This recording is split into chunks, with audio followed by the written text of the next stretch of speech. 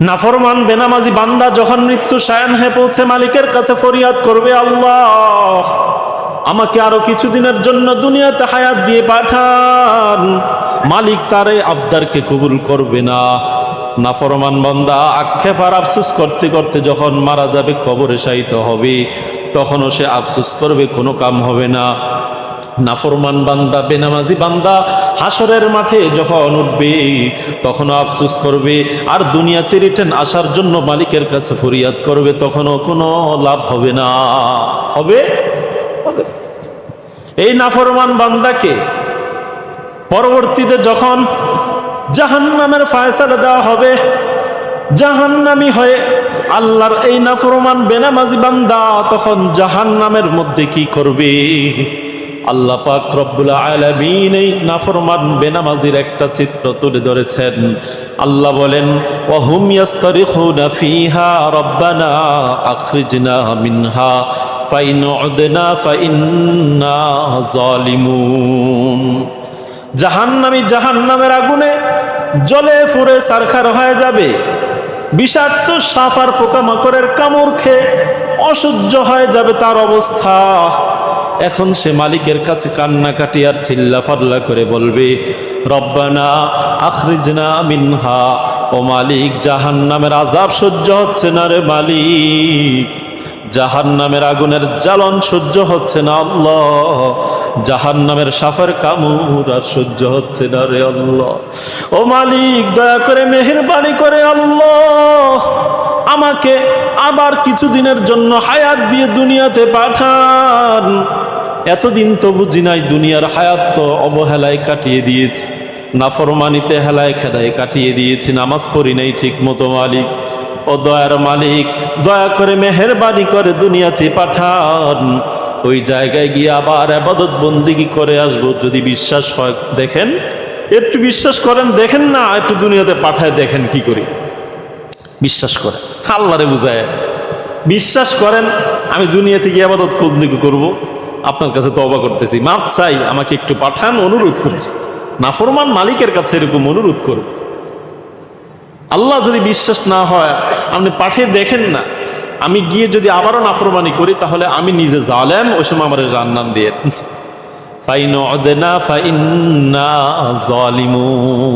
যদি আবার নাফরমানি করি, করবো না মালিক, যদি করি তাহলে আমি জালেম, ওই সময় আপনি আমার জাহান্নাম দিয়ে প্রথমবারের জন্য আপনি মাফ করেন। বলেন মাফি পাবে, মুক্তি পাবে? বাকি আবদার করবে কিনা মুক্তি পেয়ে সে দুনিয়াতে এসে আবার ইবাদত বন্দেগীর এক জিন্দেগি নতুন করে গড়বার জন্য মালিকের কাছে ফরিয়াদ করবে কি করবে না? কিন্তু আশা পূরণ হবে না। এই যে নাফরমানের জাহান্নামের এই চিত্র, তার থেকে ইবাদত বন্দেগীর গুরুত্ব বুঝে আসে কি নাই? এই নাফরমান বান্দা মৃত্যুবরণ করার পরে যখন তাকে কবরে রাখা হবে, তখনও সে তার অবস্থা থেকে ইবাদত বন্দেগীর গুরুত্ব আমাদের উপলব্ধি করতে হবে। মৃত্যু পরে যখন নাফরমান বান্দাকে কবরে রাখা হবে, তখন দুইজন ফেরেশতা তার কবরে আসে। আসার পরে তাকে সুয়াল করে, প্রশ্ন করে, তিনটি প্রশ্ন করে। এক নাম্বার, মার রব্বুক, তোমার রব কে? দুই নাম্বার, ওয়ামা দীনুক, তোমার ধর্ম কি? তিন নাম্বার, ওয়ামান হাদার রাজুলুল্লাযী বুইসা ফীকুম, এই যে মুহাম্মাদের ছবি তুমি দেখতেছো, এই লোকটার ছবি দেখছ, এই ছবিটা দেখে, ফটোটা দেখে বলো দেখি নাকি চিনো কিনা। কয়টি প্রশ্ন করা হবে? তিনটি প্রশ্ন করা হবে। এক নাম্বার, তোমার রবকে। বলেন নাফরমান দুনিয়াতে থাকাকালীন মালিকের সাথে তার পরিচয় ছিল কি ছিল না? কোনো ধরনের পরিচয় ছিল না, মালিকের সঙ্গে সম্পর্ক ছিল না, যার কারণে মালিকের পরিচয় সে দিতে পারবে না। যখন জিজ্ঞেস করা হবে আমার রব্বুক, তোমার রবকে, তখন সে বলবে হা হা লা আদরি, হায় আফসুস, আমি তো জানতে পারলাম না আমার রবকে, দুনিয়াতে থাকতে আমি তো জানতে পারি নাই, হায় আফসুস, আফসুস করবে। দুই নাম্বার প্রশ্নের উত্তরে বান্দা বলবে আমার ধর্ম কি? হা হা লা আদরি, হায় আফসুস আমি তো জানতে পারলাম না আমার ধর্ম কি। কারণ দিন ইসলাম মোতাবেক আমি আমার জীবনটাকে পরিচালিত করি নাই, নামাজ পড়ি নাই, আবাদত করি নাই, বন্দিগি করি নাই, যার কারণে আমার দিন ধর্ম কিছুই ছিল না। ইসলামের সঙ্গে আমার সম্পর্ক না থাকার কারণে এখন ইসলাম সম্পর্কে জিজ্ঞেস করার কারণে, ধর্ম সম্পর্কে জিজ্ঞেস করার কারণে এর উত্তর দিতে পারবে না। উত্তর দিতে পারবে পারবে না। তোমার ধর্ম কি? ধর্মই তো তার নাই, সে উত্তর দিবে কিভাবে যে আমার ধর্ম ইসলাম? 3 নম্বর প্রশ্ন, যখন মুহাম্মদ সাল্লাল্লাহু আলাইহি ওয়াসাল্লামের ফটো তুলে তার সামনে ধরা হবে আর জিজ্ঞেস করা হবে, এই লোকটিকে চিনোনি? বলেন, দুনিয়াতে থাকাকালীন আল্লাহর রসুলের সুন্নত এবং আদর্শকে সে কি মেনেছিল না? জলাঞ্জলি আর কুরবানি দিয়েছে। সে তো রসুলের সুন্নতকে মানে নাই, যার কারণে আল্লাহ রসুলের সঙ্গে তার সম্পর্ক না থাকার কারণে এই ছবি আর ফটো তার সামনে তুলে ধরার পরও সে চিনবে না।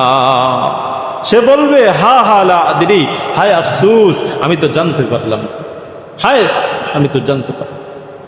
এই যে 3টা প্রশ্ন করেছে, 3 প্রশ্নের উত্তরে সে বলেছে আফসুস আমি তো জানতে পারলাম না। বলেন তো কেন জানতে পারে নাই? ইবাদত বন্দেগী করে নাই, এই জন্য সে জানতে পারে নাই।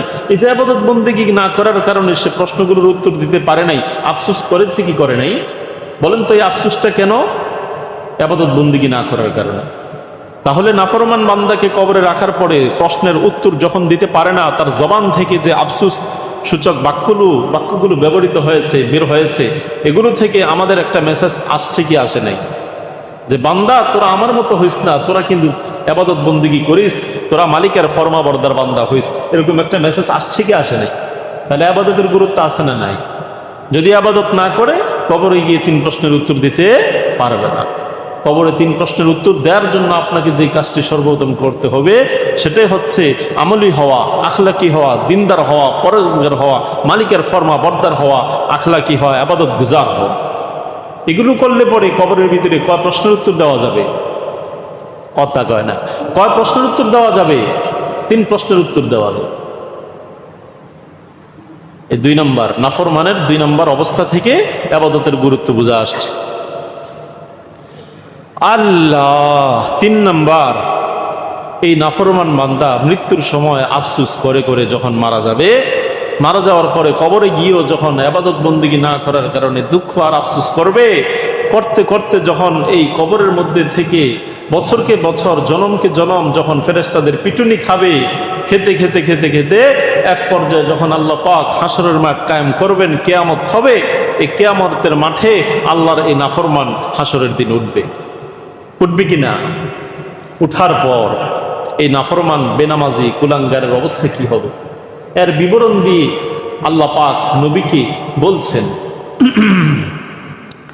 ওয়ালাউ তারা ইদিল মুজরিমুনা নাকিসু রুউসিহিম ইনদা রাব্বিহিম রব্বানা আবসারনা ওয়া সামি'না ফারজি'না না'মাল সালিহান গায়রাল্লাযী কুন্না না'মাল।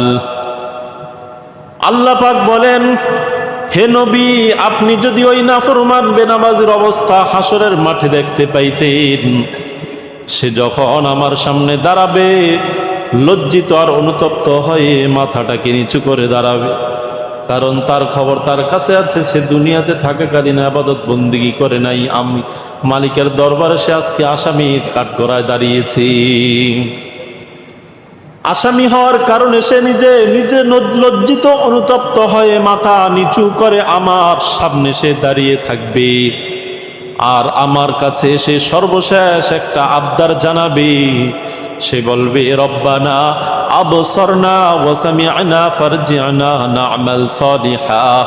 হে আল্লাহ, এই যে জান্নাত দেখছি, জাহান্নাম দেখছি, আপনি যত কিছু বলছেন সব কিছু সত্য রূপে দেখতে পাচ্ছি। হে আল্লাহ, আপনি যা বলছেন সব আমি মনোযোগ দিয়ে শুনেছি, কবুল করেছি। ও মালিক, সবই তো সত্য দেখতে পাইলাম, কিন্তু দুনিয়াতে থাকাকালীন কিছুকেই সত্য মনে করি নাই, যার কারণে অবহেলার গাফলতিবশত নামাজ ছেড়েছি, ইবাদত বন্দেগী ছেড়েছি। ও মালিক, আপনার কাছে ফরিয়াদ, দয়া করে মেহেরবানি করে দুনিয়াতে আরো কিছু দিনের জন্য হায়াত দিয়ে পাঠান। আহা, আরো কিছুদিনের জন্য হায়াত দিয়ে পাঠায়। কেন কেন বলেন? দুনিয়াতে এসে সে কি আগের মতো নাফরমানি করবার জন্য হায়াত চেয়েছে, নাকি ফরমা বরদার বান্দা, ইবাদত গুজার বান্দা, নামাজি বান্দা হওয়া হিসেবে সে তার দুনিয়ার জিন্দেগিকে পরিচালিত করবার জন্য মালিকের কাছে হায়াত চেয়েছে? আল্লাহ কবুল করবে না, আল্লাহ তার আবদারকে কবুল করবে। তাহলে বলেন, এই নাফরমান বেনামাজির যে একটা চিত্র আল্লাহ পাক ফুটিয়ে তুলেছেন, এই চিত্র থেকে আমাদের জন্য একটা মেসেজ আসে কিনা যে বান্দা তোরা আমার মতো হইস না, তোরা আবাদত বন্দিগি করিস, আবাদতের গুরুত্ব আছে। বলেন, আবাদতের গুরুত্ব আছে না নাই? তার অবস্থা থেকে আবাদতের গুরুত্ব বুঝে আসেনি। যদি বুঝে আসে তো ভালো, আবাদত করতে হবে। আর যদি না আসে তো থাকেন, আপনি নিজেই টের পাইবেন, নিজেই বলবে না আবাদতের গুরুত্ব আছে। নামাজ পড়ার দরকার নাই, নামাজ পড়েন না, তো বুঝবেন আপনি আবাদতের গুরুত্ব আছে কিনা। যখন আপনার অবস্থাটা ঠিক এরকম হবে, মালিকের সামনে আসামির কাঠগড়ায় যখন আপনি বেনামাজি হয়ে দাঁড়াবেন, তখন আপনার অবস্থাটা যখন এমন হবে, তখন আপনি হারে হারে টের পাবেন, আয় রে করলামটা কি, আবাদতের গুরুত্ব তো আছে। খতিব সাহেব তো ঠিকই বলেছে, কোরআন তো ঠিকই বলেছে। ওই সময় আফসোস করলে কোনো কাজ হবে না, এখনই সোজা হয়ে যাবে। নাফরমান বেনামাজি বান্দা যখন মৃত্যু শায়ান হয়ে পৌঁছে মালিকের কাছে ফরিয়াদ করবে, আল্লাহ আমাকে আরো কিছুদিনের জন্য দুনিয়াতে হায়াত দিয়ে পাঠান, মালিক তারে আবদারকে কবুল করবে না। নাফরমান বান্দা আক্ষেপ আর আফসোস করতে করতে যখন মারা যাবে, কবরে শায়িত হবে, তখনও সে আফসোস করবে, কোনো কাম হবে না। নাফরমান বান্দা বেনামাজি বান্দা হাসরের মাঠে যখন উঠবে, তখনও আফসোস করবে, আর দুনিয়াতে রিটার্ন আসার জন্য মালিকের কাছে ফরিয়াদ করবে, তখনও কোনো লাভ হবে না। হবে? এই নাফরমান বান্দাকে পরবর্তীতে যখন জাহান্নামের ফায়সালা দেওয়া হবে, জাহান্নামী হয়ে আল্লাহর এই নাফরমান বেনামাজি বান্দা তখন জাহান্নামের মধ্যে কি করবে? আল্লাহ পাক রব্বুল আলামিন এই নাফরমান বেনামাজির একটা চিত্র তুলে ধরেছেন। আল্লাহ বলেন, ওয়া হুম ইয়াস্তারিখুনা ফিহা রব্বানা আখরিজনা মিনহা ফাইন উদনা ফাইন্না যালিমুন। জাহান্নামী জাহান্নামের আগুনে জ্বলে পুড়ে ছারখার হয়ে যাবে, বিষাক্ত সাপ আর পোকামাকড়ের কামড় খেয়ে অসহ্য হয়ে যাবে তার অবস্থা। এখন সে মালিকের কাছে কান্নাকাটি আর চিল্লাফাল্লা করে বলবে, রব্বানা আখরিজনা মিনহা, ও মালিক জাহান্নামের আযাব সহ্য হচ্ছে না রে মালিক, জাহান্নামের আগুনের জ্বালন সহ্য হচ্ছে না আল্লাহ, জাহান্নামের সাপের কামড় আর সহ্য হচ্ছে না রে আল্লাহ। ও মালিক দয়া করে মেহেরবানি করে আল্লাহ আমাকে আবার কিছুদিনের জন্য হায়াত দিয়ে দুনিয়াতে পাঠান। এতদিন তো বুঝি নাই, দুনিয়ার হায়াত তো অবহেলায় কাটিয়ে দিয়েছি, নাফরমানিতে হেলায় খেলায় কাটিয়ে দিয়েছি, নামাজ পড়ি নাই ঠিক মতো। মালিক ও দয়ার মালিক, দয়া করে মেহেরবানি করে দুনিয়াতে পাঠান, ওই জায়গায় গিয়ে আবার ইবাদত বন্দেগী করে আসবো। যদি বিশ্বাস হয় দেখেন, একটু বিশ্বাস করেন, দেখেন না একটু দুনিয়াতে পাঠায় দেখেন কি করি। বিশ্বাস করেন, আল্লাহরে বুঝায় বিশ্বাস করেন, আমি দুনিয়াতে গিয়ে ইবাদত বন্দেগী করবো, আপনার কাছে তওবা করতেছি, মাফ চাই, আমাকে একটু পাঠান, অনুরোধ করছি। নাফরমান মালিকের কাছে এরকম অনুরোধ করব। আল্লাহ যদি বিশ্বাস না হয়, আপনি পাঠিয়ে দেখেন না, আমি গিয়ে যদি আবারও নাফরমানি করি, তাহলে আমি নিজে জালেম, ওই সময় আমার জাহান্নাম দিয়ে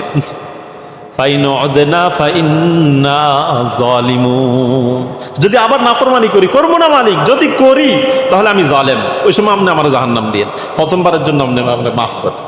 বলেন মাফি পাবে, মুক্তি পাবে? বাকি আবদার করবে কিনা মুক্তি পেয়ে সে দুনিয়াতে এসে আবার ইবাদত বন্দেগীর এক জিন্দেগি নতুন করে গড়বার জন্য মালিকের কাছে ফরিয়াদ করবে কি করবে না? কিন্তু আশা পূরণ হবে না। এই যে নাফরমানের জাহান্নামের এই চিত্র, তার থেকে ইবাদত বন্দেগীর গুরুত্ব বুঝে আসে কি নাই? আরে ঘুমা, বুঝে না ইবাদত বন্দেগীর গুরুত্ব আছে না নাই? নাই, কথা নাই, আওয়াজও নাই। কি আমি ইবাদত বন্দেগীর গুরুত্ব আছে না নাই? তো কথা কন না কেরে? আওয়াজ করলে কি গুনাহ হবে? কবিরা গুনাহ হবে নাকি? জোশ আনেন মিয়া শরীরের ভিতরে, জজবা আনেন, স্পৃহা আনেন, মর্দে মুজাহিদ হন। মুমিন মর্দে মুজাহিদ হয়, মরা ধরা মুমিন মুসলমান হয় না মিয়া। ইবাদত বন্দেগী করবার জন্য জোশ লাগে, জজবা লাগে, স্পৃহা লাগে, মুজাহিদ হতে হয়। মরার মতো আয়া জিমায়, কিচ্ছু জানে না, গাফেল আর জাহেল আর মূর্খ কোথাকার। সপ্তাহে একদিন দিনই আলোচনা শুনবে কি গাফলতের চাদর মুড়ি দিয়ে বসে থাকে, জিজ্ঞেস করলেও বলে না। অবহেলার জিন্দিগি এগুলো, অবহেলার জিন্দিগি। এবাদত তো করেই না, এবাদতের গুরুত্বের আলোচনা করলেও কোনো জজবাও পয়দা হয় না, এটা কি, এই কোন জিন্দিগি? আল্লাহ, এই যে নাফরমান বেনামাজি কুলাঙ্গার সুদখোর ঘুষখোর বেহা নির্লজ্জা বেপর্দা চলাফেরা যে করে, আল্লাহর এই নাফরমান বান্দার এই যে চিত্রগুলো ফুটে তুললাম, 1 নম্বর মৃত্যুর সময় তার দুরবস্থা, ইবাদতের জন্য আফসোস। 2 নম্বর কবরে গিয়া তার নাফরমানির কারণে তার যে দুরবস্থা হবে আর ইবাদতের জন্য যে আফসোস করবে। 3 নম্বর হাসরের মাঠে তার যে নাফরমানির কারণে দুরবস্থা হবে আর ইবাদত করবার জন্য যে আফসোস করবে। 4 নম্বর জাহান্নামে যাওয়ার পরে সে ইবাদত না করার কারণে তার যে দুরবস্থা আর ইবাদত করবার জন্য যে আফসোস আর আক্ষেপ করবে। এই 4টা পয়েন্টের আলোচনা দ্বারা ইবাদতের গুরুত্ব বুঝা আসে না? নাই, আসে কিনা? তাহলে বলেন আমাদের ইবাদত করা লাগবে কি লাগবে না? নামাজ পড়া লাগবে কি লাগবে না? দিনে শুধু 1 বার না 2 বার, 5 বেলা না সপ্তাহে 1 দিন করেন? মন চাইছে তো সপ্তাহে 1 দিন আসেন, সমস্যা নেই, ওয়েলকাম, আসেন। ও ফেরেশতাও করবো ওয়েলকাম, আসো। এটা একটাও বাড়িতে পারবে না, বেয়াদব কোথাকার বেনামাজি সাপ্তাহিক মুসল্লি, তোরে 7 দিনের জন্য তোরে 5 বেলার ভিটুনি দিব, আসিস আমার কাছে দাঁড়ায় রয়েছে মিয়া। এত সহজ না, সাপ্তাহিক মুসল্লি মারাইতেছ না। আল্লাহ আমাদেরকে সঠিক কথা বুঝার তৌফিক দান করেন, নামাজের গুরুত্ব দিনের ভিতরে বসিয়ে দেন। তাহলে আলোচনা করছিলাম ইবাদতের গুরুত্ব নিয়ে, 2টা পয়েন্ট আলোচনা করব। 1 নম্বর ইবাদতের গুরুত্ব কি, 2 নম্বর ইবাদত করলে লাভ কি। তো ইবাদতের গুরুত্ব সম্পর্কে 2টা জুমা আলোচনা করেছি। আজকে এখন 2য় পয়েন্টের যে আলোচনাটা যতটুকু সময় পাই করব, সেটা হচ্ছে ইবাদতের লাভ। ইবাদতের লাভ কি, বন্দিগির লাভ কি, আমল করলে লাভ কি। তো বান্দারে, দুনিয়াতে তো তোর পাঠাইছি আমলই করবার জন্য, ইবাদত করবার জন্য, আমার অনুগত হয়ে চলবার জন্য। অতএব তুই যদি ইবাদত করস, আমল করস, তাহলে এতে তোর ক্ষতির কোনো বালাই নাই, শুধু লাভই লাভ, লাভই লাভ, লাভই লাভ। বলেন ইবাদতে লাভ না ক্ষতি, আমলে লাভ না ক্ষতি, ফজরের নামাজে উঠলে লাভ না ক্ষতি? মাগো ঘুম না কাজা হয়ে যায়, ফজরের নামাজে উঠলে শরীরের উপর চাপ পড়ে, ঘুম বাদ দিতে হয়, এত কষ্ট করে নামাজে আসবেন, এটা ক্ষতি না? ও ক্ষতি না, এই জন্য ফজরের নামাজে আসে না। এদিক দিয়ে বলতেছে লাভ, ওদিক দিয়ে আবার শুয়ে রয়েছে। লাভ না ক্ষতি? লাভ। ইবাদত বন্দেগীতে লাভই লাভ, লাভই লাভ, লাভই লাভ, ক্ষতির কোনো বালাই নেই। আল্লাহ বলছেন মান আমিলা সালিহান ফালিনাফসি, যে বান্দা আমল করবে তার জিন্দিগির শুধু লাভই লাভ, লাভই লাভ, লাভই লাভ হবে, তার নিজের স্বার্থে সে আমল করলো, ইবাদত বন্দেগী করলো। বান্দা এখন জিজ্ঞেস করে, আল্লাহ আমি যদি আমল করি, ইবাদত বন্দেগী করি, নামাজ পড়ি, তাহলে আপনি আমাকে যে লাভ দিবেন, এই লাভ কি শুধু দুনিয়াতে না আখিরাতেও দিবেন? আল্লাহ বলেন না রে বান্দা, ইবাদত বন্দেগী করলে আমি দুনিয়াতেও তোকে লাভ দিব, আখিরাতেও তোকে লাভবান করব। আল্লাহ বলছেন লিল্লাযীনা আহসানু ফি হাযিহিদ দুনিয়া হাসানাহ ওয়া লাদারুল আখিরাতি খায়র। আল্লাহ বলছেন বান্দা আমল আর ইবাদত বন্দেগী যে করবে তাকে দুনিয়াতেও আমি লাভবান করব এবং আখিরাতে তো তোর লাভ বেশুমার আমি আল্লাহ রেখে দিয়েছি। দুনিয়ার চেয়ে লাভ আখিরাতের কম না বেশি? বেশি। দুনিয়াতে যা দিব এটা আছে, আখিরাতেও দিব। তাহলে ইবাদত বন্দেগী করলে দুনিয়াতেও লাভ, আখিরাতেও লাভ আছে। দুনিয়াতে কয়টি লাভ? 4টি লাভ। কয়টি? মুখস্থ করেন, কয়টি? ইবাদত বন্দেগী করলে দুনিয়াতে 4টি লাভ। 1 নাম্বার, সৃষ্টির সেরা জীব হওয়া যাবে। পুরা পৃথিবীতে আল্লাহ পাক যত মাখলুকাত আর সৃষ্টিজীব সৃষ্টি করেছেন, এর মধ্যে মানব জাতি হলো সৃষ্টির সেরা। এই সৃষ্টির সেরা মানুষের মধ্যে আবার আপনি ইবাদত বন্দেগীর মধ্যে ইবাদত বন্দেগী করে এই মানুষের মধ্যে আবার সেরা হতে পারবেন। তাহলে যে বান্দার বন্দেগীতে ইবাদত আছে সে মানুষের মধ্যে শ্রেষ্ঠ মানুষ। আল্লাহ বলেন ইন্নাল্লাযীনা আমানু ওয়া আমিলুস সালিহাতি উলাইকা হুম খায়রুল বারিয়াহ। যেই বান্দা নেক আমল করবে আর ঈমান আনবে, ওই বান্দা পুরো সৃষ্টি জীবের মধ্যে শ্রেষ্ঠ জীব। অতএব মানুষের মধ্যে শ্রেষ্ঠ সেই বান্দা যেই বান্দার মধ্যে আমল আছে, নেক আমল আছে আর নামাজ আছে। অতএব যেই মানুষের মধ্যে যেই পরিমাণ ইবাদতের গুরুত্ব থাকবে, ওই বান্দা ওই মানুষের মধ্যে সবচেয়ে শ্রেষ্ঠতম এবং গুরুত্বপূর্ণ বান্দা। বলেন বান্দাদের মধ্যে শ্রেষ্ঠতম বান্দা কে? যার দিলের ভিতরে ইবাদতের গুরুত্ব যেই পরিমাণ। কে কি পরিমাণ শ্রেষ্ঠ? যার দিলের ভিতরে যেই পরিমাণ ইবাদতের গুরুত্ব। কথা ঠিক না বে ঠিক? এই জন্য আপনি কতটা শ্রেষ্ঠতম মানুষ, আপনি যতটা ইবাদতের প্রতি আগ্রহী এবং গুরুত্বারোপ করেন, আপনি সেই পরিমাণ শ্রেষ্ঠতম মানুষ। তাহলে বলেন মানুষের মধ্যে শ্রেষ্ঠতম মানুষ হওয়া যাবে কিসের মাধ্যমে? ইবাদত বন্দেগী করার মাধ্যমে। তাহলে এটা একটা লাভ। 2 নম্বর লাভ হচ্ছে আল্লাহ পাক পৃথিবীতে যে ইবাদত বন্দেগী করবে তাকে হায়াতে তয়্যিবা দান করবে, পবিত্র হায়াত দান করবে। আল্লাহ বলেন, মান আমিলা সালিহাম মিন যাকারিন আও উনসা ওয়া হুয়া মুমিন ফালানুহইয়ান্নাহু হায়াতান তাইয়্যিবা। আল্লাহ বলেন, যেই পুরুষ বা নারী নেক আমল করবে, আমি আল্লাহ ওই পুরুষ বা নারীকে হায়াতে তাইয়্যিবা দান করব। মুফাসসিরিনে কেরাম বলেন, নেক আমল করলে আল্লাহ পাক যে হায়াতে তাইয়্যিবা দিবেন, এর কথার অর্থ কি? তো ব্যাখ্যায় বলেন, এই কথার অর্থ হচ্ছে আল্লাহ পাক ইবাদত বন্দেগীর বরকতে তাকে এক পুত পবিত্র জিন্দেগি দান করবে, তাকে এক শান্তির জিন্দেগি দান করবে, তাকে এক টেনশন মুক্ত জিন্দেগি দান করবে। যেই শান্তি কোনো কোটিপতি পায় না, যেই শান্তি কোনো লাখি পায় না, যেই শান্তি যেই জমিদারও পায় না। আল্লাহওয়ালা বুজুর্গ মানুষের অন্তরের মধ্যে যে কি শান্তি, আর ঘরের ভিতরে যে কি শান্তি, আল্লাহু আকবার। কোটিপতি তার 10 তলা বিল্ডিং এর ভিতরে থেকে এসি রুমে থেকেও সেই শান্তির কল্পনাও করতে পারে না। বুঝেন নাই কথা? আরে বুঝে না, আল্লাহওয়ালা বুজুর্গ ওলামায়ে কেরাম যে শান্তি পায়, হ্যাঁ 10,000 12,000 টাকা বেতন, 5 মাস বাকি, এই বেচারার ঘর জান্নাত। আর সে বাস্তবিক জীবনে যে শান্তি পায়, আর ওই প্রবাসে থেকে লক্ষ টাকা যে ইনকাম করে, বাড়ি গাড়ির অবস্থা নাই এমন লাখি এবং কোটিপতি জমিদার ব্যাংক ব্যালেন্স ওয়ালার থেকে এই লোক অনেক হাজারো গুণে শান্তিতে আছে। এই শান্তি দেয়ার মালিক কে? আল্লাহ। দেখেন আমনে এনে তো কত প্রবাসী আছে, গড্ডা জাহান্নামের টুকরা। আর ইমাম সাহেব মানুষ, খতিব সাহেব মানুষ, আর ওই যে মাদ্রাসার ওস্তাদ হুজুর হাফেজ সাহেব, হ্যাঁ ঘরে যায় দেখেন জান্নাতের টুকরা। সুবহানাল্লাহ।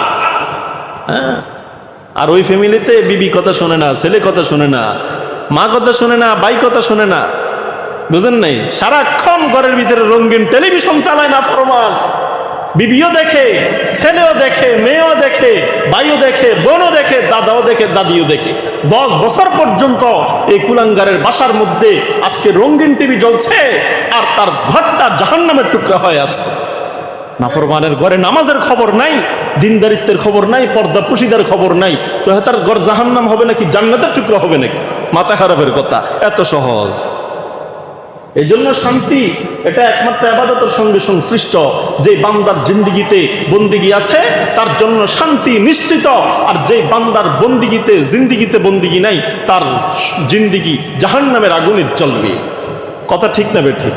এই জন্য ইবাদত বন্দেগী করলে আল্লাহ পাক পুত পবিত্র শান্তিময় জিন্দেগি দান করে। 2টা লাভ বললাম, 4টা লাভের মধ্যে 2টা লাভ বললাম, সময় শেষ। আল্লাহ পাক আমাদেরকে সামনের সপ্তাহে আবার আলোচনা করার তৌফিক দেন। ইবাদত বন্দেগীর প্রতি গুরুত্ব আরোপ করে নামাজি হয়ে, দিনদার হয়ে এই দুনিয়া থেকে কবরে মাথা দেওয়ার তৌফিক দান করেন। বলেন আমিন।